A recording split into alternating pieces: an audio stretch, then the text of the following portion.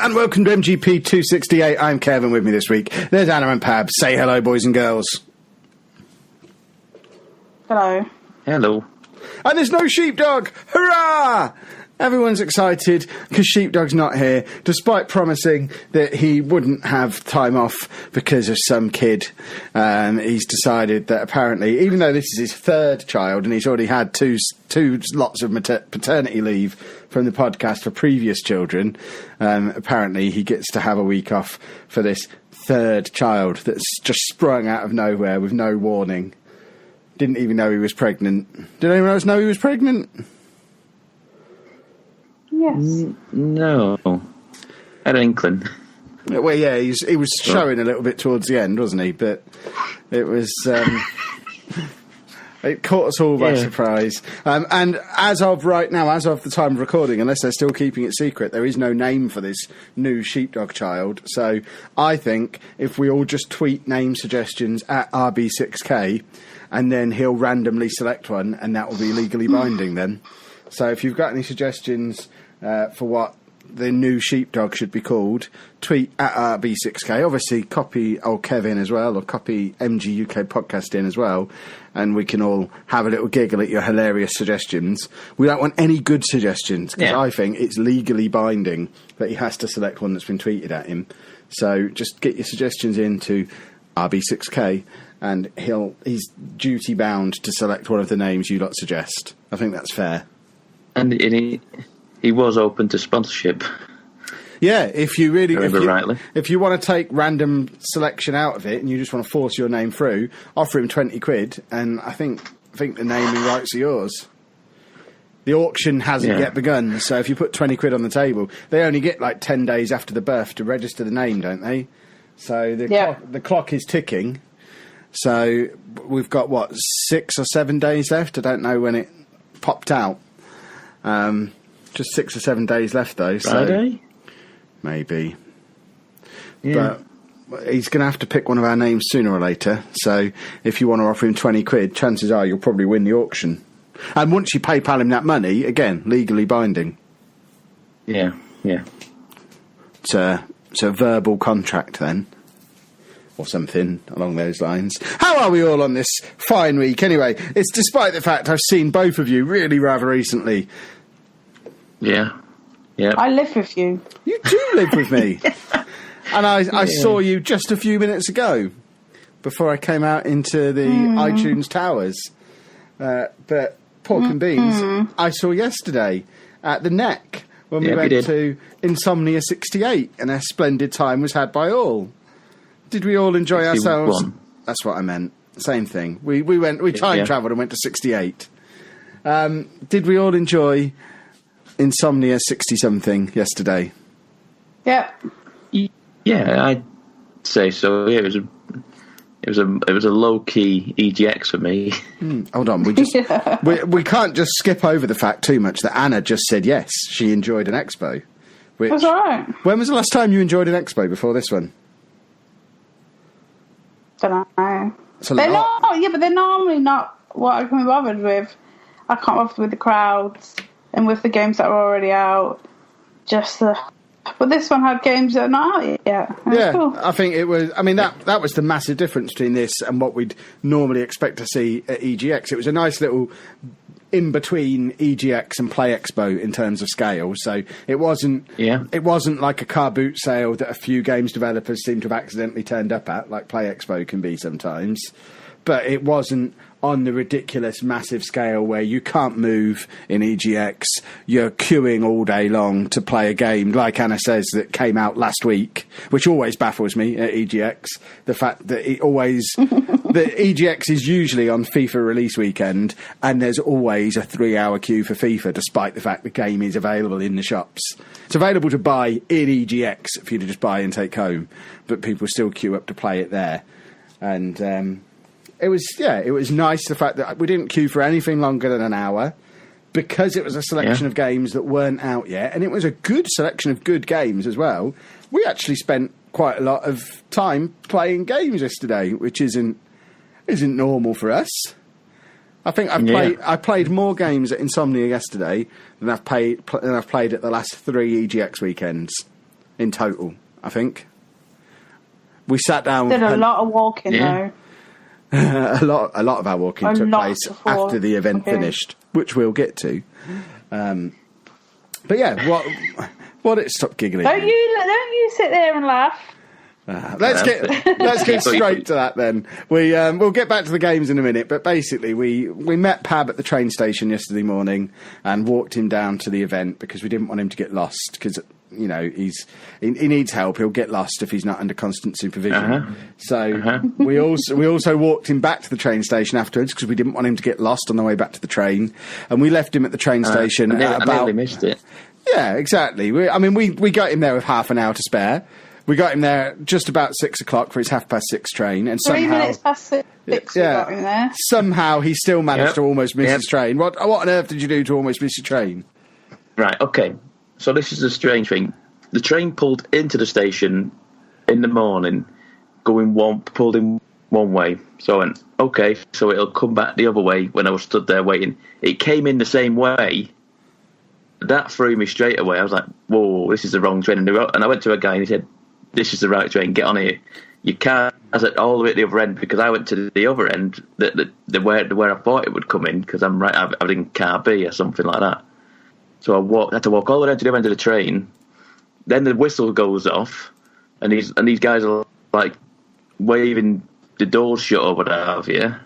So I just started running down the platform. I get to about D. I was in B, and I had to get in at D, I think, and walk in. Just get in. I was like, oh God. I had to start running. I thought I was going to miss the actual train, but I did get in. What a buffoon! That's got to be the stupidest thing anyone did all weekend, Pab. But I don't get it. The train went in the wrong way. The train came in at the same direction that it left. It's on a little loop, isn't it? From in the morning. It was the bizarre. next station. It must be. Yeah, I think it just sort of loops. I don't know. But it really threw me. That's the full extent of travel stories. We don't need to tell any more. I think that's completely covered everything. No, it isn't, because when I was almost home in the car, almost home. You were in the car by then.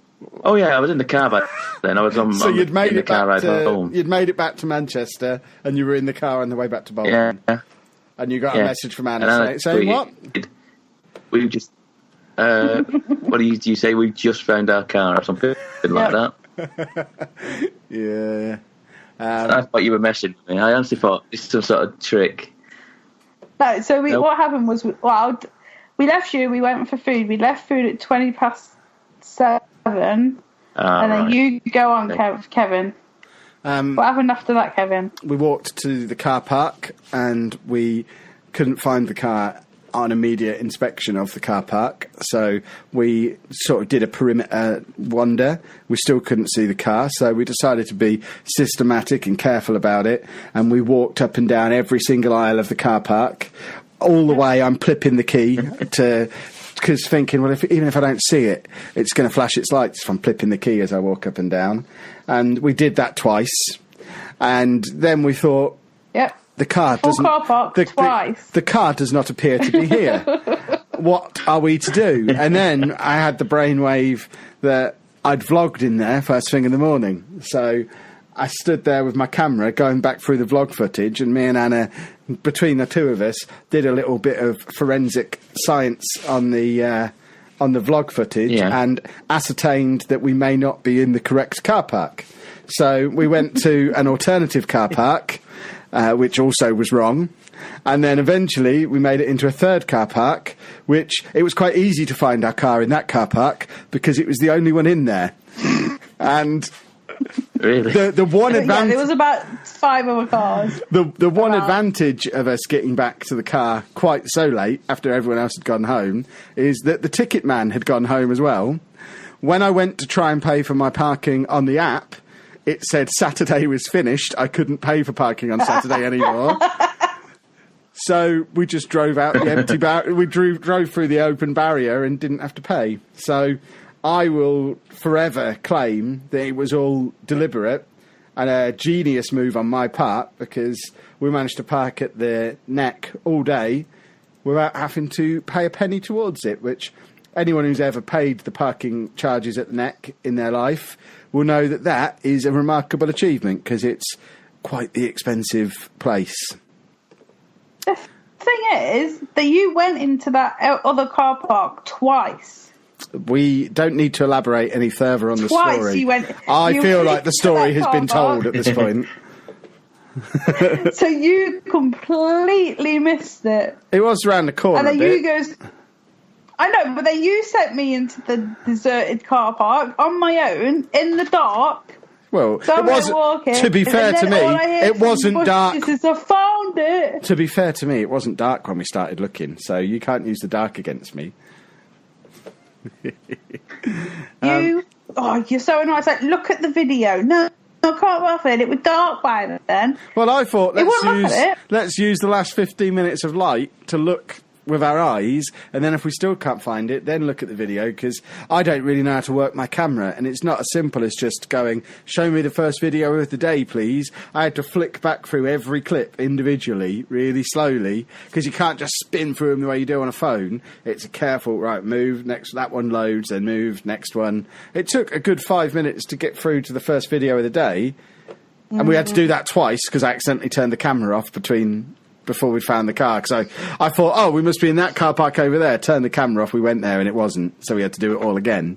Wow. And we eventually, having left you at the Neck train station at 3 minutes past 6, leaving the Resort World food place at like 20 past 7, we actually got into our car at 20 to 9, and it wasn't as simple as just getting into the car, because when I tried to unlock it, the battery might have been dead on my key from all the flipping. So I had to unlock it manually, and then also the central locking wouldn't work, so Anna couldn't get in, so I had to start the engine. And then magically, that's fired my key back up. I don't understand. Do keys charge off the engine somehow now? I don't understand. I don't know. It was completely dead to the point where the light on the key wasn't coming on or anything. But when we got out of the car at the service station 15 minutes later to grab a coffee, I just walked away from it, locked the car, and Anna said, "Did that just work?" "Oh, yeah." And the key's working fine now, so I don't know. It was very confusing. But we eventually got home last night at about 10:30.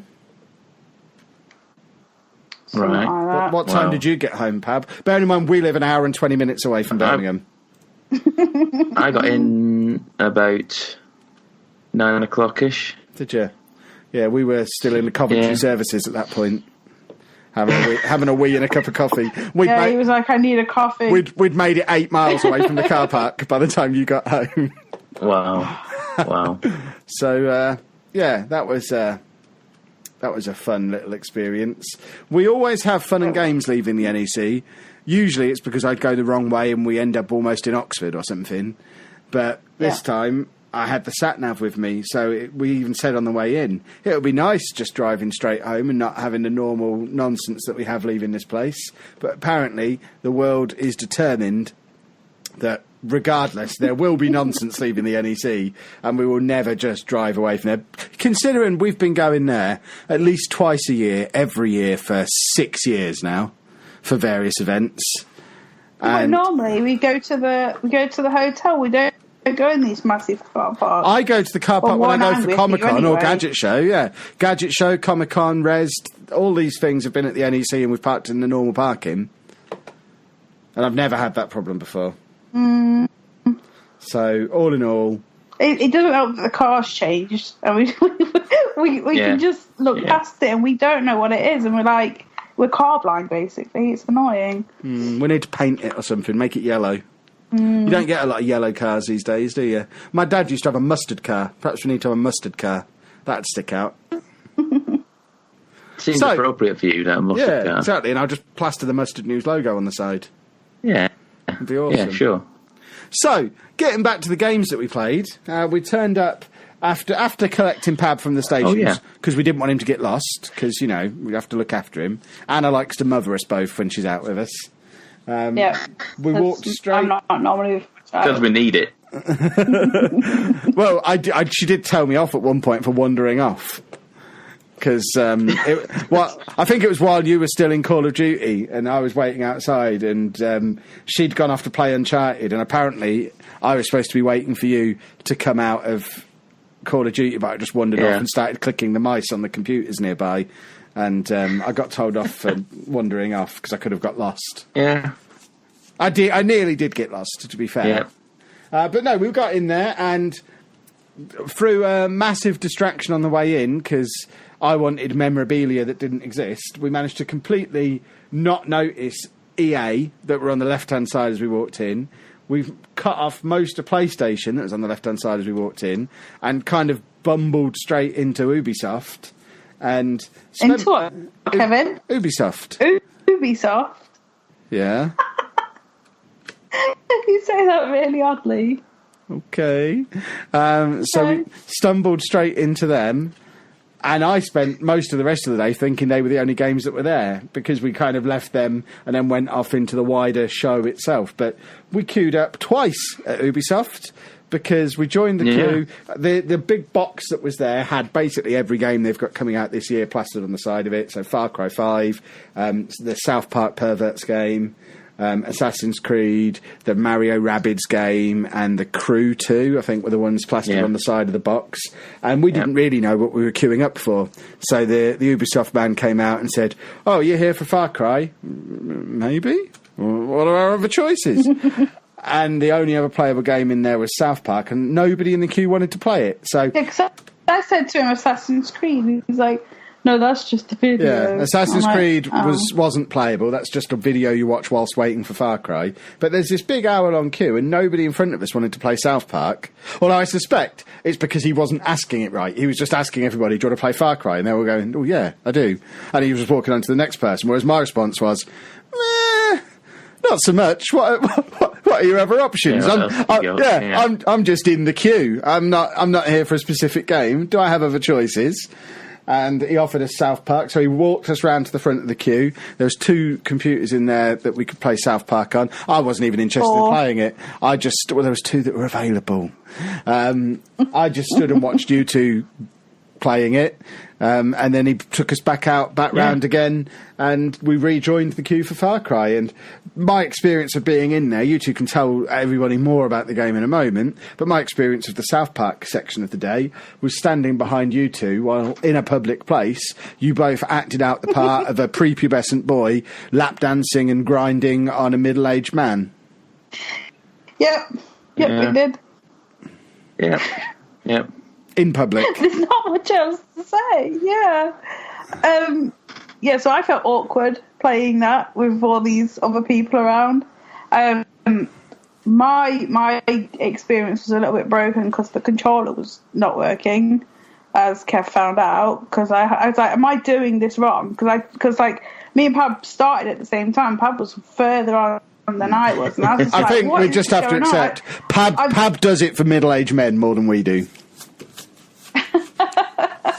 But so I think you mentioned it to one of the guys that were running the box, and they moved me to a different console because the controller was just awful. I couldn't get it to work, and they said, "Yeah, they've been having problems all day," which was fine.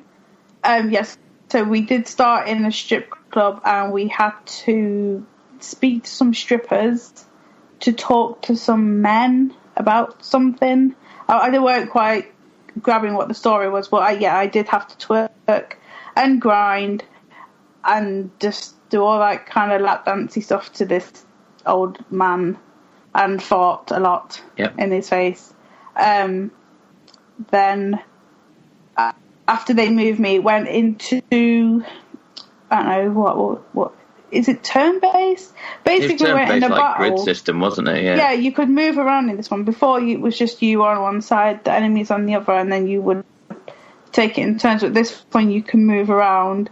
Yeah. The grid, I didn't quite understand what the like spells, I guess, or abilities you had. I was trying them all, see what worked. Yeah, that worked fine. And then I had to go and find some ingredients, but again, I haven't played the full game. I didn't know any. They had the controls there, but I weren't really looking at them, and I just I couldn't finish it because I didn't have the money, and I didn't know how to throw in this game, so I put it down. But South Park, it's more about the story in South Park, I think, and the mental things, because South Park doesn't really change in look. Do you know what I mean? Like the town and the stuff they do. So I believe it is out this year, so that would be kind of fun. But no, it's next year. See, we double checked this earlier. Amazon reckon it's out in October. No. Let me have I'm double checking now. Double checking. Yeah, 17th of October. Oh. Yeah. That's good then. So not long, but it has been a while that it's been in production. So I'm glad that's coming out now. We're not having to wait till next year because it's Ubisoft, because they've got Far Cry coming out in February. I doubt they want two of their big games to come out at the same time. So perhaps just fact-checking us at the moment. Yeah. I'm reading through it because I'm like thinking, I don't want another game this year to stick on the list. Well, I don't think you know what? You don't have to buy it when it comes out. They don't go anywhere. I probably won't, but especially a game like this. I was genuinely single impressed. Player. Right. Yeah, well, that's what I want these days.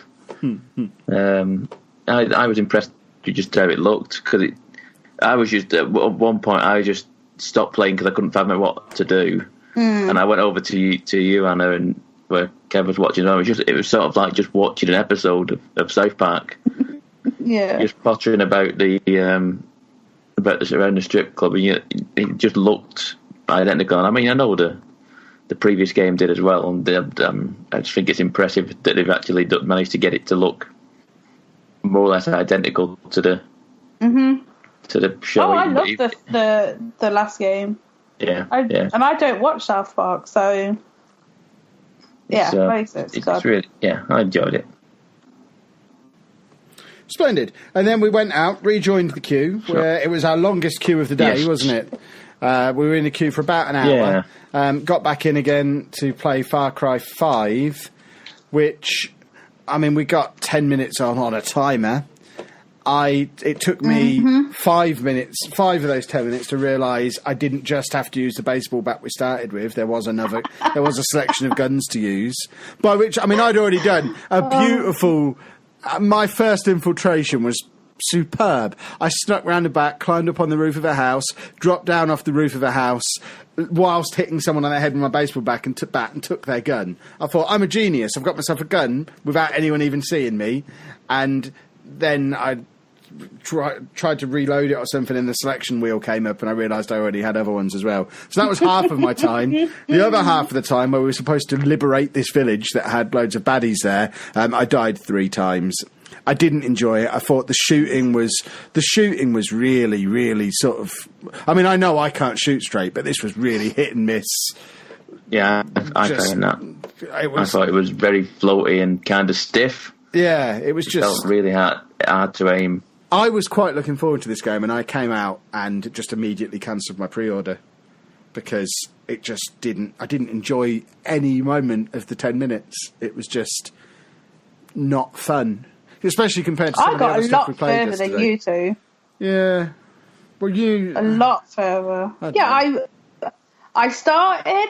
I was with this woman, because at the start you get to pick a dog, a man and a woman. I picked this woman, and she goes, right, we need to go and liberate this town. I was like, okay. Went up the water tower, shot everyone. That town was liberated. I went into the bar, talked to this woman. She says, you got to go and see this man about a plane. I'm like, okay. So I got in a car, went to the plane man. He was being attacked, so I liberated him.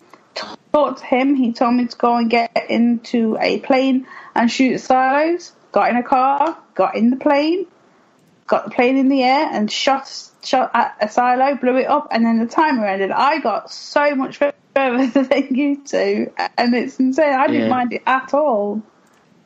Yeah, I don't know what it is. Maybe just gelled better with me because, I don't know what it was with that game. It just felt. I did the same as you. I went to the tower, started shooting people, and they all just scattered it. They all just bolted around and went to hide somewhere. And I couldn't find them again. So I jumped on the zip line and zipped down, and then got myself killed, I think. So I had to start again. And so I was like, well, I didn't mind it in places, but it just felt a bit floaty for me. It wasn't the action for me wasn't great. I'll probably end up still not getting it. I'll probably still end up getting it. It's next year, isn't it? Yeah. So, and I mean that is the demo that they've been touting around. That's the demo they showed at E3, and that's the one they played at Gamescom, I think, probably as well. Mm-hmm. So I mean, it's not like as if that is possibly all they've got at the minute to show. So they could be working on it still. And, well, if they want me to buy it, they need to have a better demo in place ready for EGX, which they won't. They'll just bring that one in. Which won't happen. Yeah. It'll be the same demo. Yeah, but we've probably about 40 machines rather than 5. Yeah, and an even longer. Yeah. yeah. Nice 2-hour queue for it as well. Yeah, I did watch the 10-minute IGN special that was going, because when you get to go into the Ubisoft box, they sat you down in front of Assassin's Creed playthrough while you waited for the Far Cry, and I watched that, and I really, really liked what I saw of that. I really wish that was there to play. See, I couldn't watch it. I had to look up. It made me feel sick. I don't know whether it was the frame rate on it. It was just really jarring. It felt like it was. I don't know whether I'd just been playing too much 60 FPS at the minute. The frame rate was like, why is it stuttering? Yeah, well, he said it was in 4K. It wasn't in 4K. It was filmed in 4K. I'm confident that wasn't in 4K. Okay. Because I looked at that game and went, this looks garbage. If this is 4K, it was. Yeah, it said. I think it said enhanced in 4K and what have you on Xbox One X. But the video itself was from IGN, so I mean, it will have just been. I don't think it'll have been 4K. Well, no. But so, I liked it though. The look of the I didn't mind what it was. I mean, they keep saying that they're taking a lot of things from The Witcher 3. They're taking a lot of they're not copying it, but the mentality of how that game played and quest lines and stuff like that. And I was like, okay, well, you kind of get me on board if you start telling me you taking things from The Witcher, but it just didn't look like an Assassin's Creed game. There's no buildings to run around the top of. There was.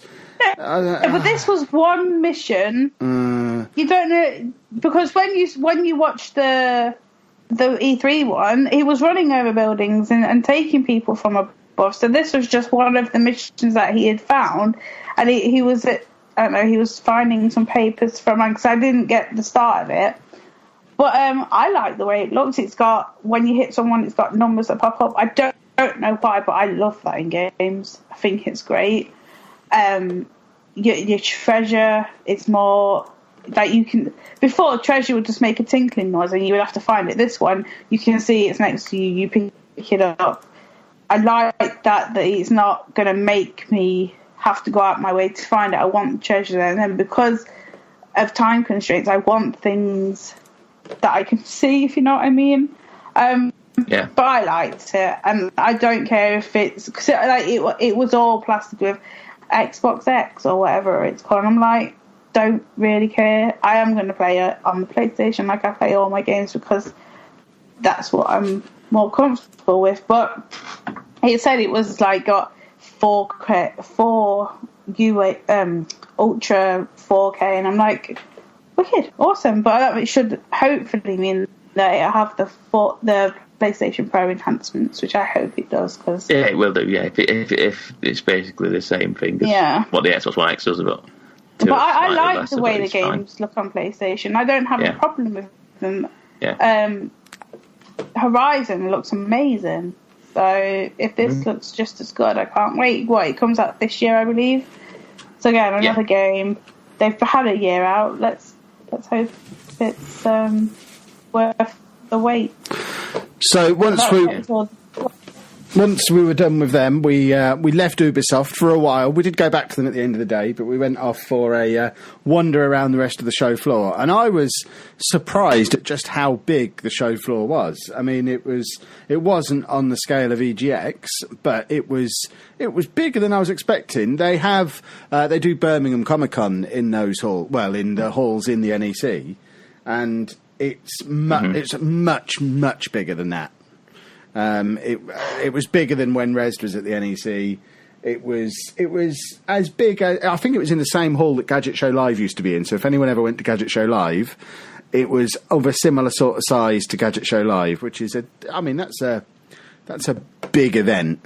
There was lots and lots of places you could buy PCs from, almost as if it was a big LAN party and they wanted to sell you PCs. So there was lots of that there. There was lots of your normal show tat, which is fine. I like a bit of show tat. That's not meant as an insult.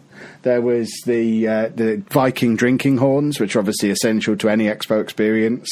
But then they had a few extra bits that you don't normally see at these kind of events. They had Robot Wars. They had drone racing. The drone racing was really cool. And they were selling. I enjoyed that. They were selling the racing drones there to go with it. And then we stumbled into the bring your own computer area. And that was just the biggest sea of computers that I've ever seen. It was terrifying. Yeah, that was kind of surreal, that, wasn't it? Yeah, that filled a massive NEC hall all by itself. Just people sat there playing on their own PC. So one fellow had even brought his own chair, which is like his big pro gamer chair. And I mean, the man's just a hero. I wanted to go over there and shake his hand. But then we eventually made our way back into the show itself, disappeared out for a spot of lunch, and when we came back in, we realised there were other games there.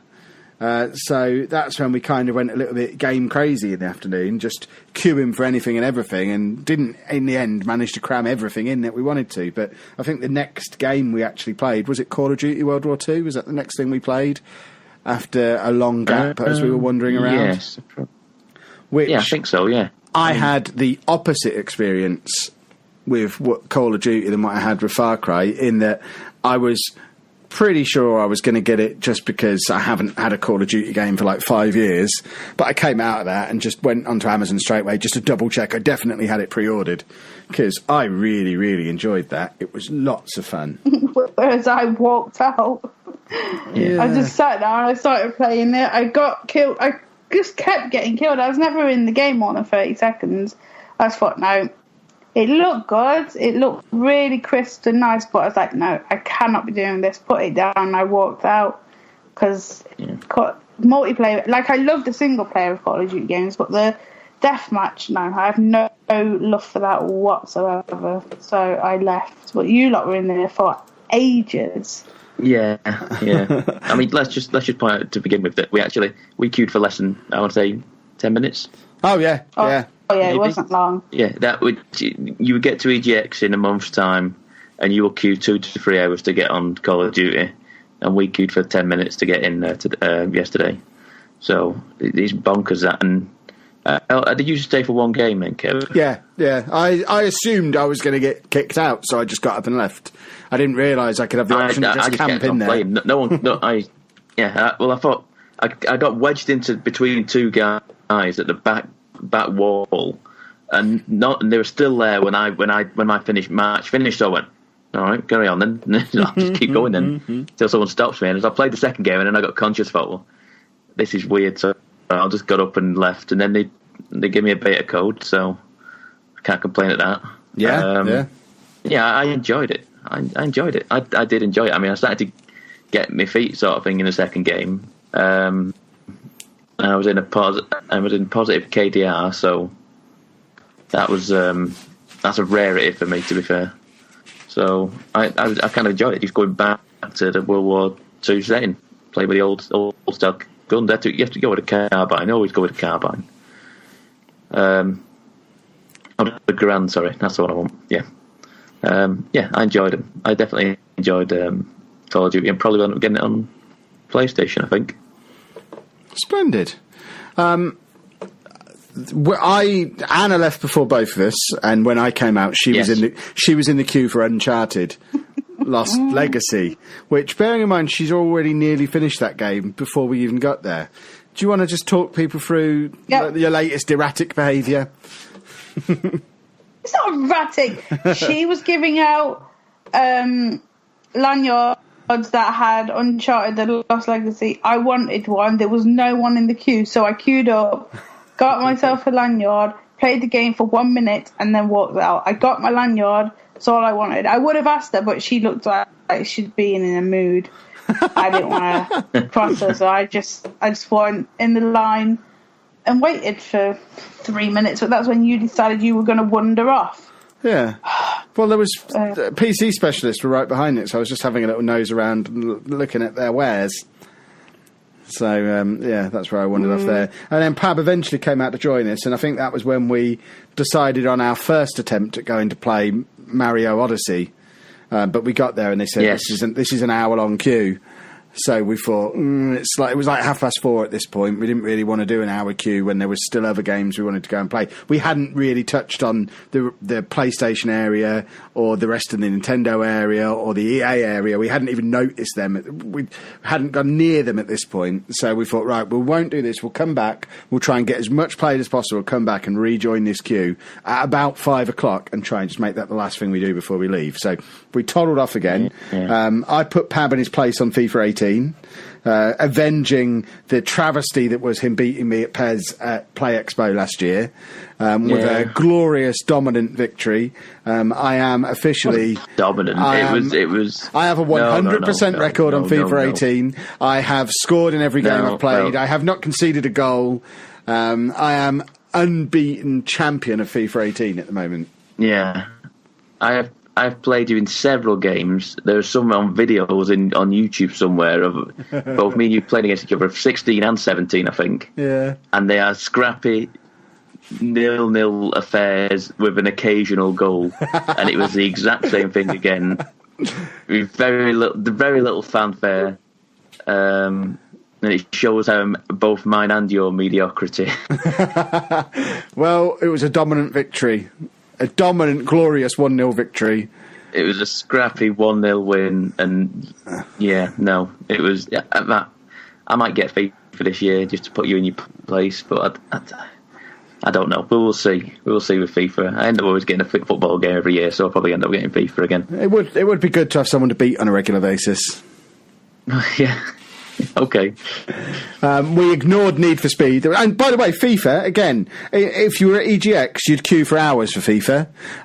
We walked up to the little booth where FIFA was, and there wasn't a queue, and there was a spare PlayStation, and we just walked straight in, and she said, "Oh, do you want to go on that one in the corner?" Yeah. I didn't hear her, and just went on a different one. So there was multiple PlayStations available to just walk up and play FIFA. This is the brilliant thing about Insomnia. I just don't understand. But we just walked. We could have had 5 games and they wouldn't have kicked us out because it wasn't busy at all. No one was stopping us. No, exactly. No. We ignored Need for Speed. EGX, you'll be one and gone. Yeah. Need for Speed was next door, but we just ignored it and went off to find Anna, which was the main reason we only had one game of FIFA. That and the fact I want to be unbeaten champion forever. And then I know you could have stayed there. I wouldn't have minded. Yeah, but I know he might have beaten me. Yeah. So I couldn't risk it. And then we collected Anna and wandered off towards Sony, I think, at that point. I feel like wander around Sony. We had a look at the other games that are like That's You, which is... Did we talk about That's You on last week's podcast? I think we did, didn't we? Yes, because you just recorded a video on it. Yes, we did. So they had a full set that was set up like that, which was really cool. And then they had the other 2... What are they called, these games? What's the...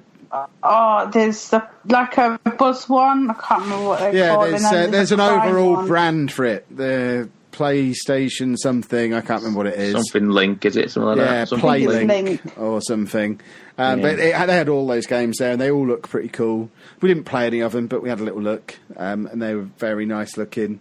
We sort of had a mooch around the back of PlayStation, and I don't think we played anything else over there, did we? and then made our way back over to Nintendo to try and get our go on Mario Odyssey, and we met the real Mario, but they'd closed the queue because it was 5 o'clock and it was an hour's queue. They'd closed the queue, and we didn't get to play Mario Odyssey, so we stomped off in a grump, and happened to walk past Ubisoft again, who had the Mario Rabbids game available, with a very pleasant man who dragged us to the front of the queue and sat Anna down on it, and you were on there for about 20 minutes, weren't you?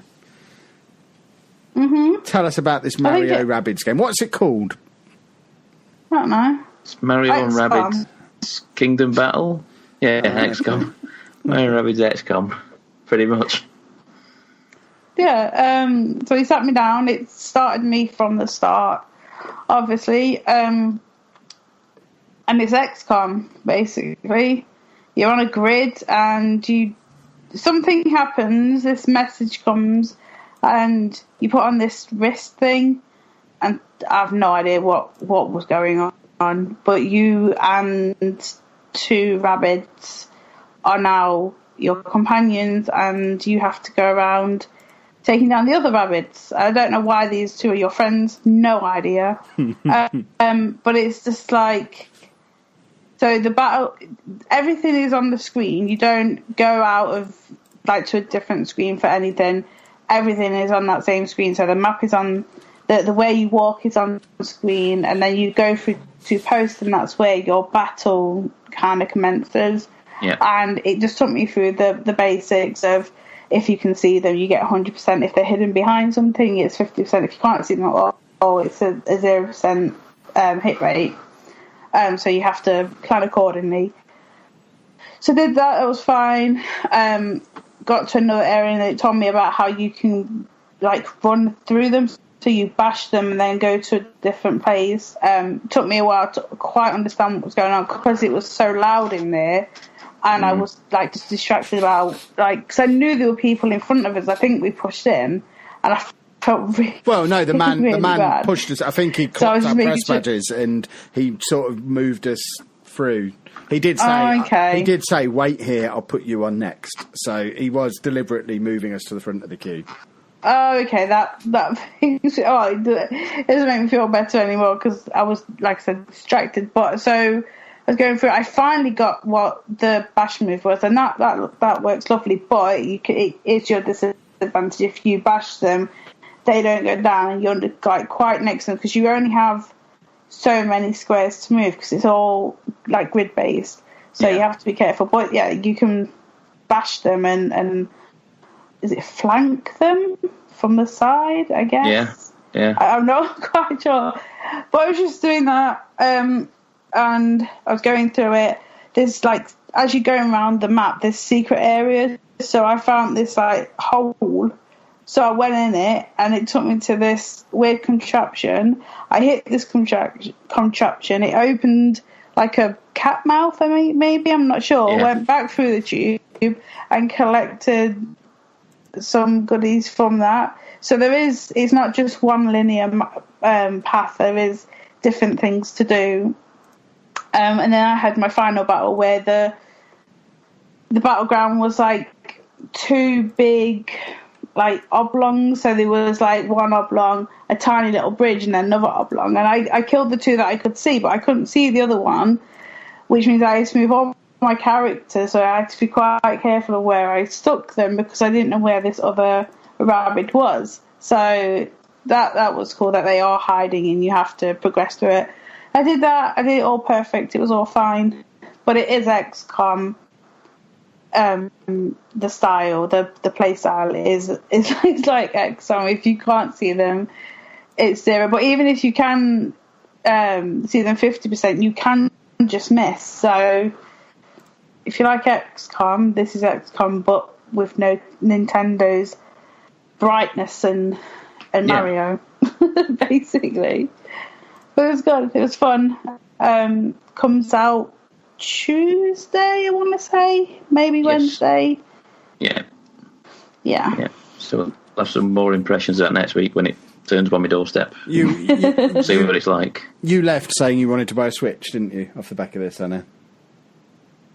Yeah, I want one because there are games out there now. When it came out, I could buy Zelda, but now Zelda's gone and there's all these Splatoons and ARMS and Mario games. I do want to play now, so we'll get one at some point. Yeah. Because the Odyssey one does look good. So I do want to play that at EGX. Yeah, it's a bit of a shame that we didn't manage to get on it yesterday, because I imagine the queue for that at EGX is going to be one of those horrific queues. Yeah. But then we've done FIFA, we've done Call of Duty, we've done some of the really big ones. So we'll have some even queuing if time. Sheepdog is with us, Sheepdog can just go and do his own thing, can't he? Well, he does normally. Wherever we go, he goes off and does his own thing. So, if he wants to go and play FIFA, he can.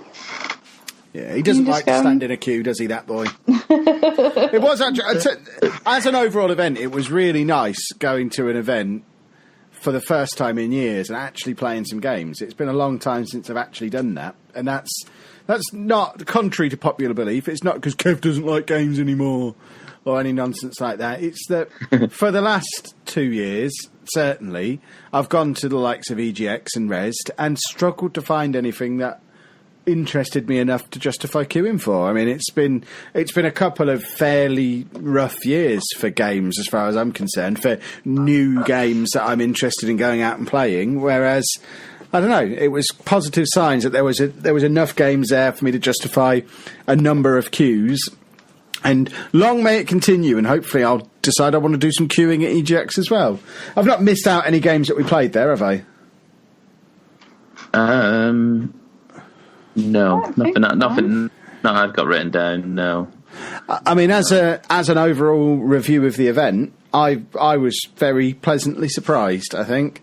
I wasn't really sure what I was expecting, but I think I'm probably going to want to go to it next year, because I think it was really rather marvellous. Did we all enjoy it? Yes, definitely.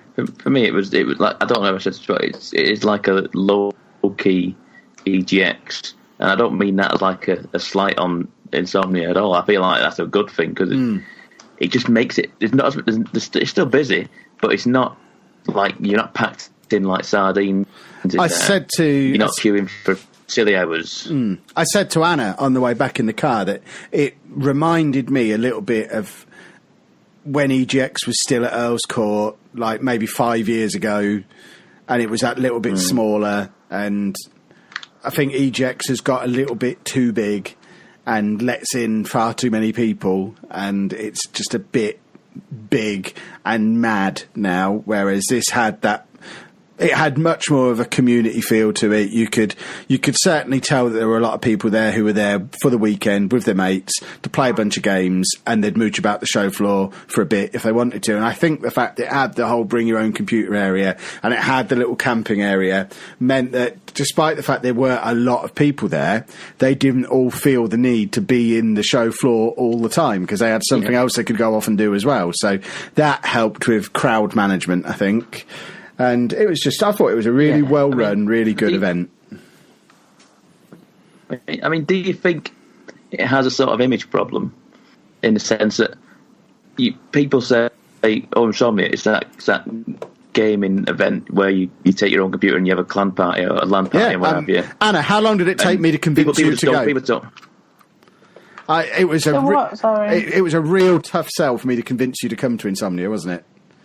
Pab was asking about whether it's got an image problem, and I think we were all expecting something different to what we found when we got there, and I think I think people don't people have that image of it and just go, no, I'm not going to that.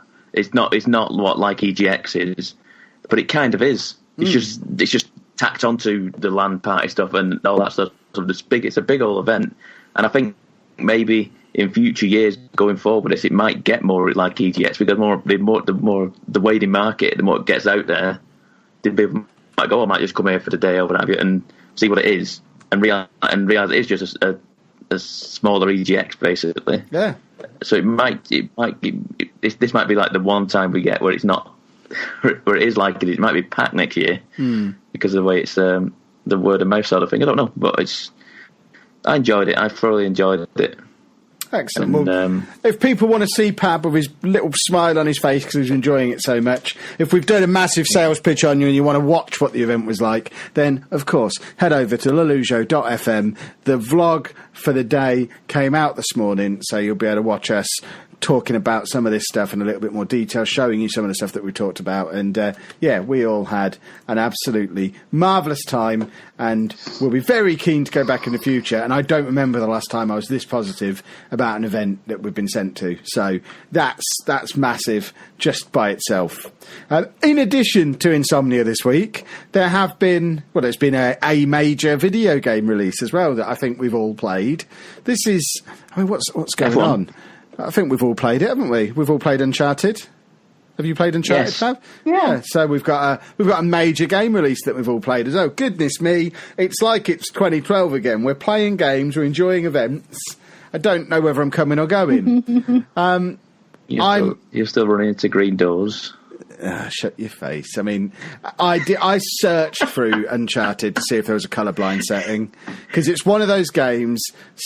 Gears of War is another one. There's certain games that, because of where they're set and how they're set up and the art style that they choose to use, I just haven't got a clue what's going on half the time. And the video I put out earlier in the week, I did the first 3 acts, is that what they call it on this, or chapters, something like that, yeah. And I think that in the first chapter it asks you to go and find a red door, and I didn't even realise I was getting it wrong until you told me yesterday, but apparently I ran straight towards the green door and didn't understand why I couldn't get in it. But other than that, and I did figure out what the right door was eventually. I mean, you two are a lot further into it than me, so I'll just get in first and let you two do your waffling. But I'm really enjoying it so far. 3 chapters in. It's got the right balance of clambering about, a little bit of shooting, a nice easy story mode so I don't have to die. And I haven't got onto any of the nasty puzzles yet, but I did notice in the options that you can even skip the puzzles if you don't want to do them. Well, why would you want to skip them? Just to get on with the story. They're not hard. Well, I haven't done any yet, but sometimes I'm thinking of Tomb Raider more than Uncharted. Sometimes you'll sit with a puzzle for 20 minutes, and at that point, if I've got the choice between turning it off or just skipping it and getting on with the next bit of the game, I'm just going to quick tap if you just hammer the button, tap it, any of the buttons, it will skip the puzzle for you and you can just move on to the bit straight after it. So that's something to bear in mind. But you two, have you both finished it now, or are you close to finishing it? How are you two getting on with it? I think I'm a little bit behind Pab.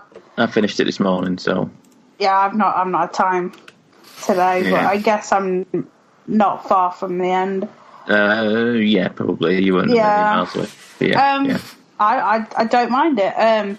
Yes, it is 2 women, but I have played at the moment 100% Chloe and had the other woman. I don't know her name.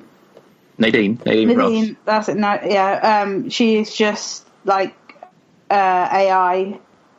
So I've 100% played with Chloe. I don't think they change at all. No, I don't think that's an option. I don't think you can if you do it in plus mode. I don't know. I didn't see that as an option anywhere. No, so maybe it's just Chloe. Yeah. She's from what, Uncharted 2? From what I'm told, yeah. I've only played bits of 2. So I don't know. 2 was the best one. Wow. Yeah, I know. I probably played a good third of it. So I probably do. I just don't remember it, but it's on my list to do. It's on the PlayStation. You got the Nathan Drake collection, and I've got that somewhere. Yeah. So it's something I keep meaning to get to, but I don't necessarily think they've got like the story mode that Kev likes in the older games. Maybe they do. And I remember playing that game, and I think I stopped it because just the waves of enemies coming at you, and I'm still shooting. I've run out of bullets now, and I've got to run around like an idiot trying to get stuff. I remember that game. Yeah. For this one, I've not really had any issues with it. It works fine.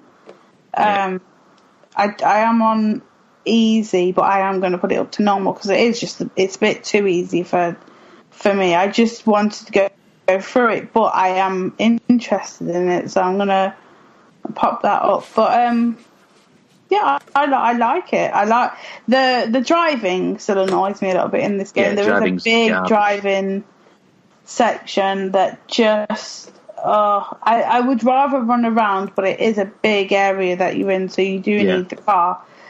So the driving does annoy me, but I can forgive it because the rest of it is fine. It works fine. Guns are fine. The big area where you do drive, I would suggest, if you've not played it, that you pick up every coin, token that there is in that area.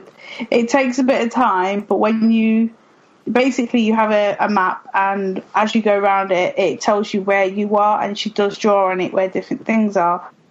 And quite early into that area, there'll be like the markers that you know what they're for, but then there's another marker that has a question mark, and you're like, oh, a question mark, I want to know what that is. So you go over to it, and then it reveals that there is tokens to collect in the area that you're in. So I would just go to that that question mark area first. You have to just keep an eye out for there's like little statues that you have to find, and then she just fills it in on a map. It basically indicates there is a token in this area, sort of thing. Find it. Oh no, it didn't do that to me. When I went to the question mark area, because I had already collected a few of these coins. Oh yeah. I put them in, and then she marked all of them down. Yes, that's right. She does that. Yes, but if you, I didn't go to the question mark till quite a way in. Oh, okay. I only did like 3 before it. But I just kept an eye on the map because there's little statues, and you go up to them, you press the button, and she draws it on the map. She literally goes, "Oh, there's something here."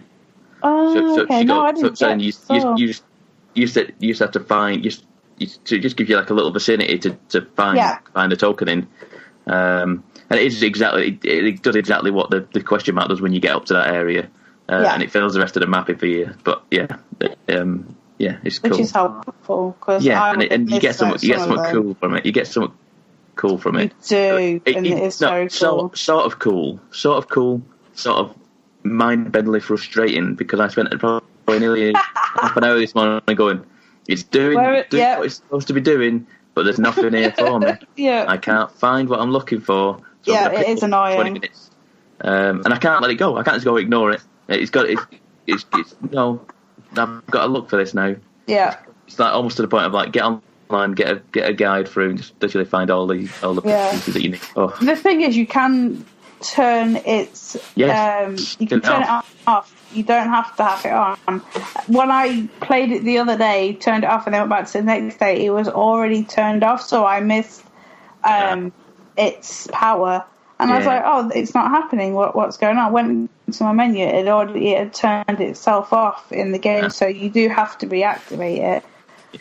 But it is a cool little thing if you're into what it does. I mean, I've missed things now. I'm annoyed because I got to a point when I went, result. This is a result list. There's a chance I could platinum this with this item now. Okay, this could be my first platinum. I looked. I guess you get to keep it in plus. Yes. Probably, yeah. I've got to play it again. I bet I've watched Kev's video and I missed some of them. Straight away, I'm not going to get them now, am I? I did enjoy that game. I enjoyed the game more for the story than because the gunplay isn't great, is it? I mean, it's the same as always. Same as it has been. I've never been a massive fan. I think I've got it set on easy as well. I went for the one whichever has auto aim on it because gunplay isn't great for it. Some of the AI isn't great when I'm stealthing around in the long grass and I get and then Nadine sidles up behind me and I go right back out, and I can't go anywhere. So I just jump over and dip out the grass and get spotted. You're like, what are you doing? They never see her though. It's weird because she can be like next to them and they won't see her. Yeah, they'll only see you. So. There's the good and the bad with that because, like I said, sometimes the AI does just get in your way, and then towards the end, there's a whole scene where you I'm not going to say it, but there's a whole scene where you're doing a lower deck and they're doing an upper deck.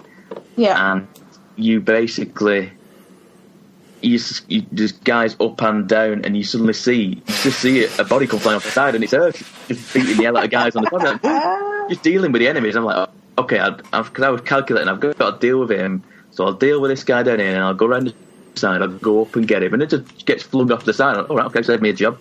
So the AI is helpful in this game. It doesn't really happen a lot of time. They just stand there shouting things to you. No, they actually do a job. So I appreciate that in this game. And it's, I mean, how long would you say it is? How long have you played it for? When I looked at the stats when I turned it off, I think it said I was just under 7 hours. So I reckon nearly a 10-hour game. But that's because I spent a lot of time. Kevin, stop moving. Because I spent a lot of time in that area with the driver. Yes. Yeah. Hold on, I need to message him. But I do. You don't need to message me. I can hear you. Well, stop moving, then. I've got an itchy foot. I'll mute my microphone. You don't carry on. Okay. It's a good. Actually, I reckon 9 to 10 hours. I think, and I think for the price of that is more than valid. Is more valid, good enough value for it. I mean, what was it? 20, it's value for money, definitely. 22 quid. I think I paid for it, and that's a 10-hour game. That's longer than most single players. Well, a good chunk of single player games these days. And it is August. And it is genuinely stunning. Yeah. It is frighteningly good. How good it looks, the realistic, how the facial expressions and how they look and what have you. It's almost ultra realistic. And there's no install, is there? There's a day one patch. No, I put mine in day one. Day one patch downloaded, and then it played. I didn't have to install the 50 gig that's on the disc, which is such a big game. Yeah, that's right. It did, didn't it? Yeah, It's cool. I mean, it's that realistic. It kind of made me feel sick when I played it for the first time. I don't know what it was. It was just. I was like, I had to put this down. I got it on Wednesday, and I came in Wednesday night, and I put it on, and I was like, I played for about half an hour. I can't play this right now. It's just really freaking me out and just messing with me. It made me a bit nauseous, and I was like, this game is making me actual sick, and I had to stop. But I don't know if it's just the whole how it moves and what have you. You have to get reacclimatized to how Uncharted moves in a game and what have you, don't you? But yeah, definitely. It's a genuinely good game, and it's got multiplayer stuff in it, hasn't it? Again, for 4, I think it's got added stuff for the multiplayer. 4. Oh, does it? I don't play it. Multiplayer, I mean, I can't imagine going into that at this point, because the only people playing that are people who are hardcore people, and I enjoyed the multiplayer. I thought the multiplayer was all right. So yeah, I don't know. It's got skins and stuff from this game that can be moved over to there. I think I think the multiplayer was grayed out in this because I don't have 4 installed at the minute. So okay. So you need 4. So you need. I think you need 4. I think it is just skins for 4's multiplayer. Okay. I don't know, but it's cool. It's cool. If you like Uncharted, it's another one of them with another gripping story, big old epic. And it is very big story, isn't it? It's not. I keep thinking, it's over now, but then no, it carries on, so it's cool. Yeah, I like when they add more on, because I don't like short Uncharted games. Yeah. But it does give it a way to go from now. It doesn't have to be Nathan, does it? They showing that it can be carried on with different characters and different. It does give you idea of different characters. Yes. So we shall see. But it did feel a little bit Tomb Raider to me, with just one of the backstories of one of them. I was just like, I've heard this before. That was a bit annoying. But apart from that, it's a good game, and you should play it. Yeah, definitely. I'm back! Everyone, go and play it. He's back. Oh, hello. Hello, I had a really itchy foot, so I had to keep scratching my foot, But don't worry, I've finished scratching my foot now. Okay, good. Yeah. Good. Has anyone played anything else then this week then? Let's hear what else folk have been playing. Yes. I Okay, you go first, Kev. Not Kev, Hab. We can now talk about the fence that we were mentioning last week. Fence? Shed. You tell us about your shed while I mute and scratch my foot some more. Okay. Okay, so last week I mentioned I did get F1 2017 for review, and I've not played an entire season because that would be bonkers to play an entire season because there's a lot into this game. I've mainly played the career mode. There's some arcade mode where you can just race around the tracks and what have you. And from what I've played, I kind of like it. It's quite. I find myself getting into this more than I expected to for an F1 game. I've not played an F1 game for I think probably about 4 years maybe. But the career mode I quite like. It starts you off basically with you pick a team, and you the teams are as they are in the F1 world, where you have like Lewis Hamilton's team, the Mercedes team, and they are the best team. But if you pick to be on their team, the expectations are high, and they expect you to be winning the championship and basically just beating everyone left, right, and centre. I opted for the McLaren team, which don't expect a lot, just expect middling and improving the car basically. Because I thought that seems reasonable. I can manage that sort of expectation, just middling. And I did that, and you then go on to do like the actual race days and what have you, and you have like they do in real life. You have practice sessions, qualifying, and the main race. And I did a lot of practice sessions. I did the first practice session. I think you have 3 practice sessions, and you just drive around the track. And I thought, well, I'll do the practice sessions to get used to the track. And then realised that the practice sessions are there to let you do to get credits. You do like these practice programs, which basically teach you how to do the track as well, to go around the track. So they have like go through the checkered flag sort of things to basically give you the right lines. They give you like a thing to telemetry like system to show you how you're braking and what have you. And if you stay in like certain parameters, you get more credits for staying in them parameters on certain corners and what have you. So it gives you sort of mini games the racing experience and the practice sessions. And these credits, the credits are there. They have like an upgrade system in the game. It's basically like a tech tree for a racing game. And you get given credits to then research new stuff to improve your car. So you research like chassis builds, suspensions, computer systems, and your car braking and all this. He's got this huge tech tree, and you get these credits by doing, like I say, these practice programs, qualifying in where they expect you to, or above where they expect you to finish, where they expect you to be. So I did all the practicing stuff, got a load of credits, upgraded stuff, research stuff. Then go into qualifying, do all the. I finished above where I'm meant to be. I think I qualified 9th, I think. And then I went into racing. And I finished 7th, and it's intense. Racing, I'd never been more focused on a racing game. I wasn't doing the full F1 race either, the 50 odd laps that they do, because I couldn't do that. That's like a 2-hour commitment, which I can't do for every single race. I think you can just shorten them down. And I like that. It just like I think it made it like probably a quarter of that, having to do about 12 laps, I think. And that counted as a race, and I think I finished 7th, and I was laser focused at that point because I'd raced the track that many times. I kind of knew where I had to go and what have you. And I'll tell you what, there's a nifty feature in this. I don't know if it does it. I think you could probably turn it off. The pit crew talks to you through your controller, and that impressed me because he's telling me, okay, you got to come in for pit. Okay, your teammates are in position. This, have you done the fastest lap? I've really enjoyed it. I like that. That made it nifty. I was like, okay, yeah, this is cool. And then in between races, I like this as well. They have like challenges in between races, like these guys. You're in like the paddock sort of thing on your laptop, and this guy comes up to you, oh, you come and race for me for event or whatever. You're basically gonna like go to this racetrack and go and overtake a certain number of cars, and you get more credits for doing stuff like that. And you get more like reputation in the F1 world or whatever it is.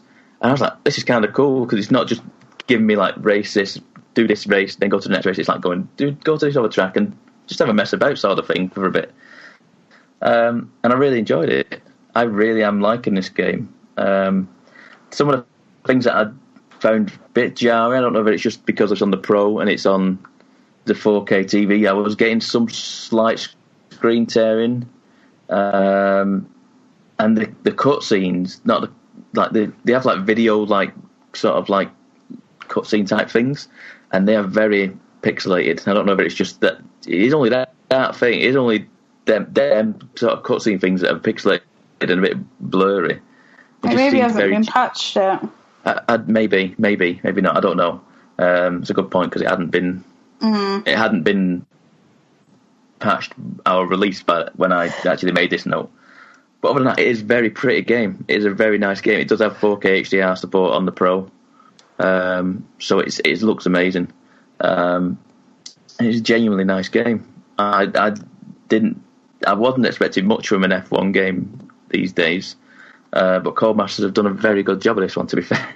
And if you like F1 games, this is pretty much the only one out there, and it's not a bad one at all. It seems to be very, very good. So yeah, that's about it for F1. I haven't got much else to tell you about it. Other than I enjoyed it thoroughly. Splendid. Anna, what have you been playing this week? What have I put Iron Horizon, and I now play that on the easy mode. Yes. Because it got too hard, and I just haven't got the patience to be dealing with the birds. The birds prompted that, did they? I cannot stand them birds. They do my head in.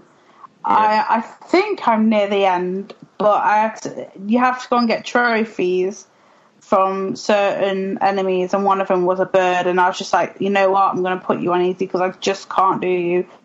I hate the birds in this. I hate anything flies in any game. I can't get the rhythm of what they do because they are very jarring and they move so quickly, and I don't like the rope caster where you tie them to the floor because that just gets me into so much trouble because they throw like ice at you and stuff, and it's just not fun.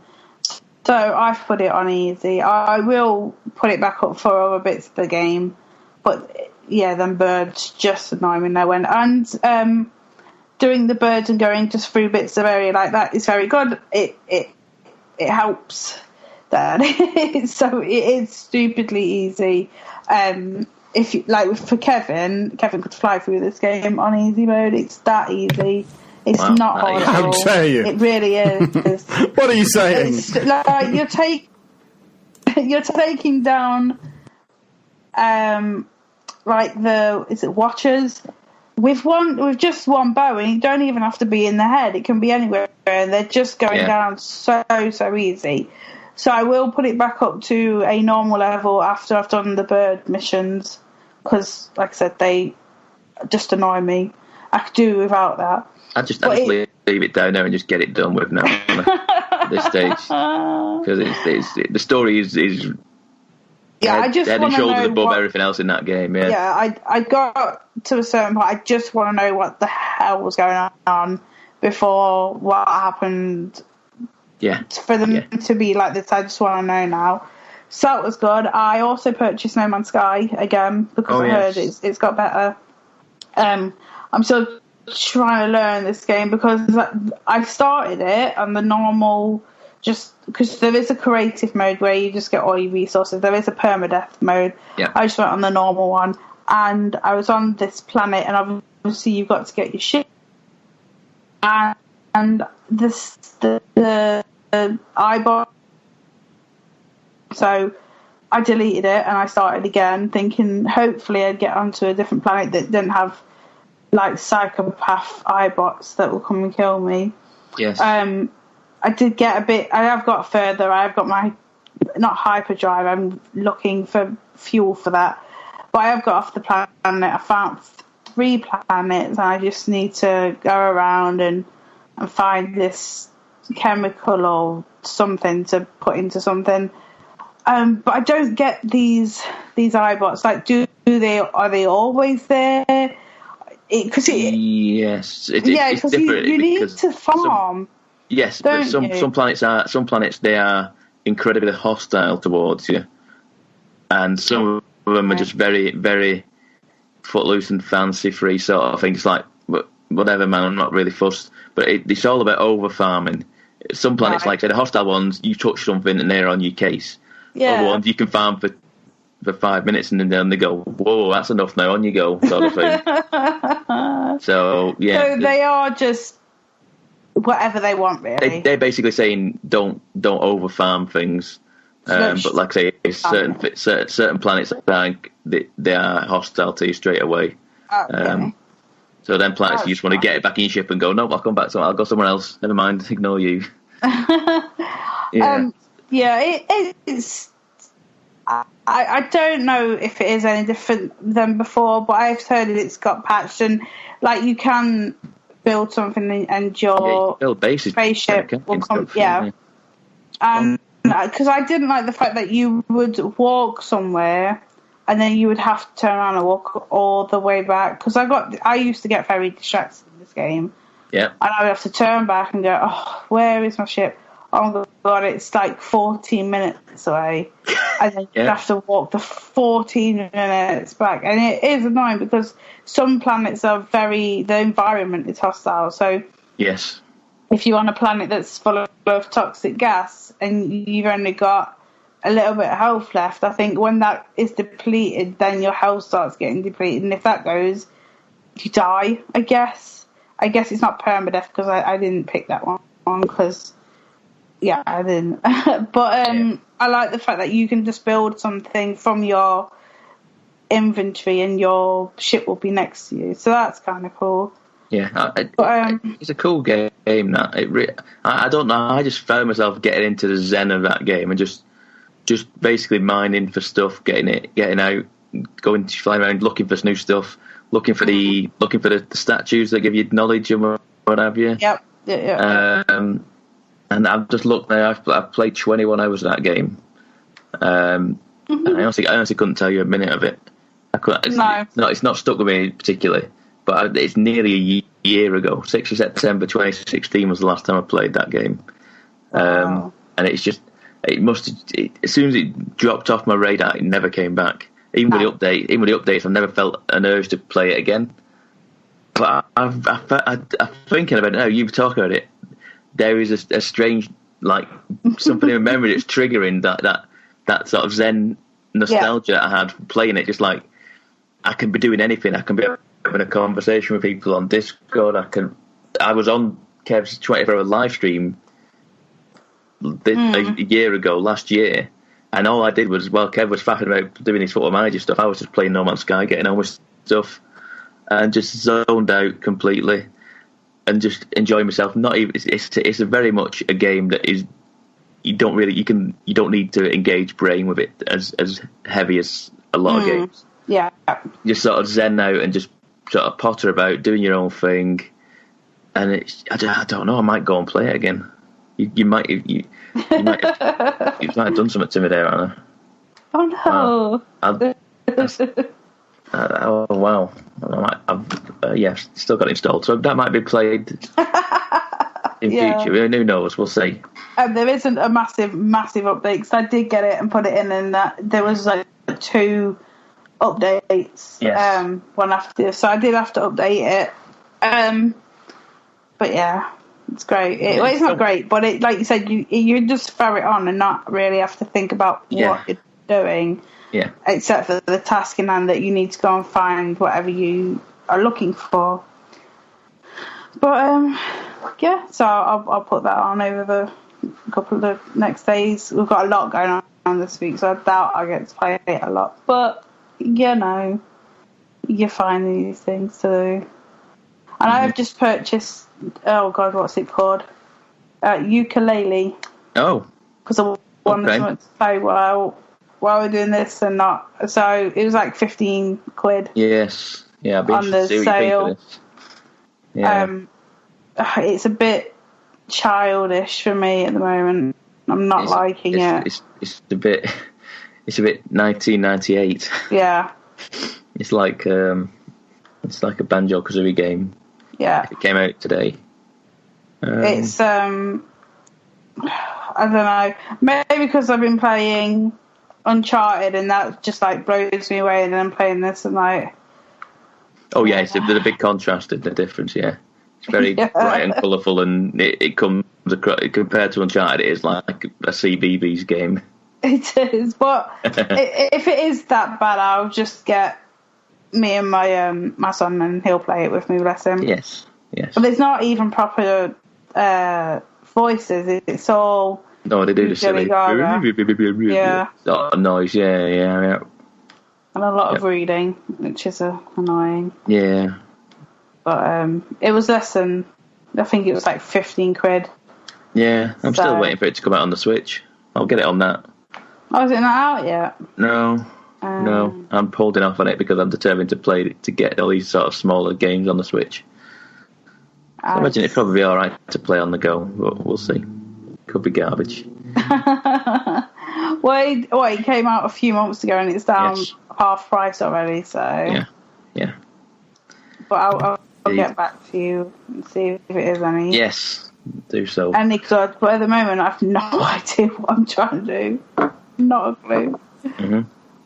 But that's me all week. I've not really done a lot. Again, it's been it's 6 weeks holidays, so we're always busy doing something. Yes. So, lots of fun. What about Kevin? What has Kevin been playing? Anything else? No, I've just been trying to fix my computer, which has basically been my entire week. No, my laptop is what I've spent most of the week trying to fix. Oh, that one. Which still isn't fixed. It's now in the corner because it knows what it did. And I'm currently desperately trying to... Well, it's just been bad. So it's thinking about what it's done. You're horrible. Well, I now have... I think I'm just restarting this PC for about the 8th time, the one that I've stolen from you.